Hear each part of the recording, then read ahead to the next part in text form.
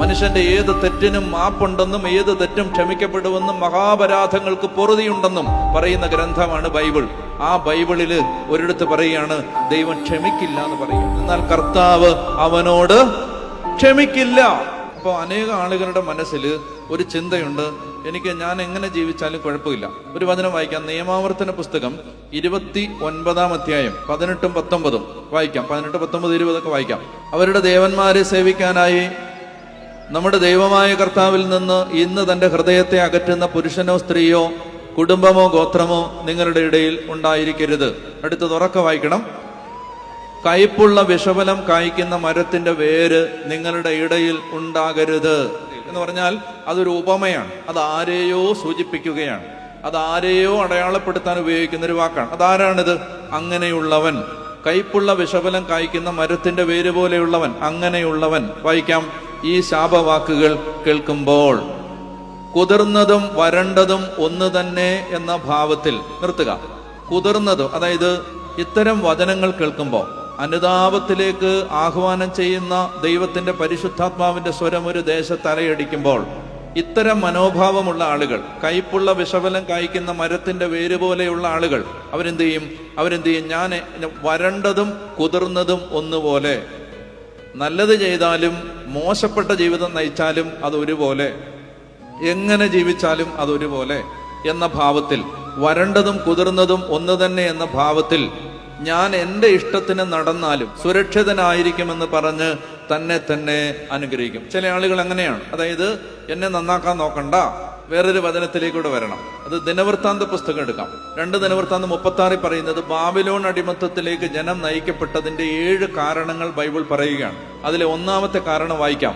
13-ാമത്തെ വാക്യം. നെബൂഖദ്നേസർ രാജാവിന് വിധേയനായിരുന്നു കൊള്ളാമെന്ന് ദൈവനാമത്തിൽ സത്യം ചെയ്തിരുന്നെങ്കിലും സിദെക്കീയ അവനോട് മത്സരിച്ചു. ഇസ്രായേലിന്റെ ദൈവമായ കർത്താവിങ്കിലേക്ക് തിരിയാതെ അവൻ ഹൃദയം കഠിനമാക്കി ദുശാഠ്യത്തിൽ തുടർന്നു. ഇതാണ് ഹൃദയകാഠിന്യം, സ്റ്റബേൺനെസ്. ഹൃദയകാഠിന്യം, അതായത് ഒരാൾ ചിന്തിക്കുകയാണ് എനിക്ക് ഒരു കുഴപ്പമില്ല, ഇതിന്റെ പേരാണ് ഹൃദയകാഠിന്യം. ബാബിലോൺ അടിമത്തത്തിലേക്ക് ജനം കൂച്ചുവലങ്ങിട്ട് മൂക്ക് കയറിട്ട് വലിച്ചിഴക്കപ്പെട്ടതിന്റെ കാരണങ്ങളിലെ ആദ്യത്തെ കാരണം ദുശാഠ്യം, സ്റ്റബേൺനെസ്. സ്റ്റിഫ് നെക്ഡ് എന്നാണ് ഇംഗ്ലീഷ് ബൈബിൾ പറയുന്നത്. സ്റ്റിഫ് നെക്ഡ്, അതായത് വഴങ്ങാൻ തയ്യാറാകാത്ത മനുഷ്യര്. എനിക്കൊരു കുഴപ്പമില്ല എന്ന് ചിന്തിക്കുന്ന മനുഷ്യര്.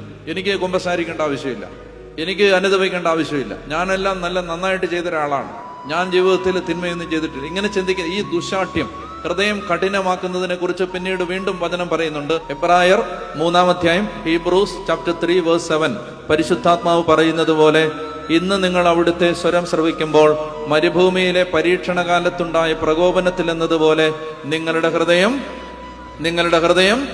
കഠിനമാക്കരുത്. പ്രിയ മക്കളെ, പരിശുദ്ധാത്മാവ് പറയുകയാണ് ഹൃദയം കഠിനമാക്കരുത്, എനിക്ക് കുഴപ്പമില്ല എന്ന് ചിന്തിക്കരുത്. ഇനി അത് കഴിഞ്ഞിട്ട് 12-ാമത്തെ വാക്യം.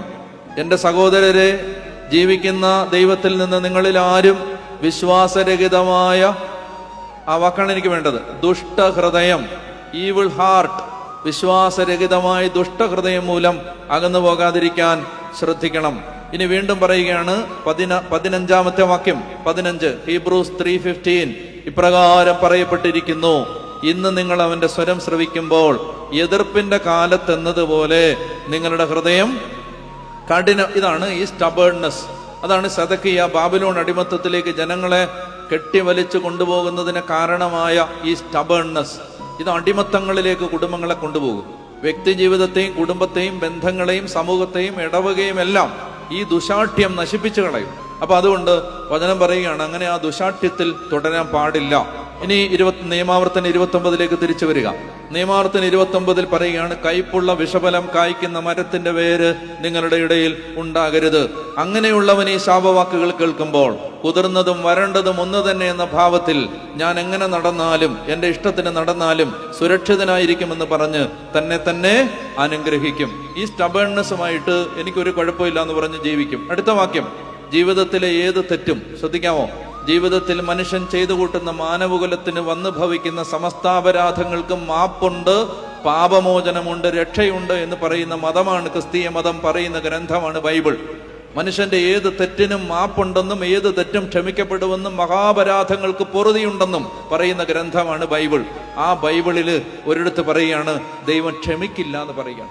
ക്ഷമിക്കില്ല എന്ന് മനസ്സിലാവുന്നുണ്ടോ? അടുത്ത വാക്യം വായിച്ചേ. അടുത്ത വാക്യം എന്നാൽ കർത്താവ് അവനോട് ക്ഷമിക്കില്ല.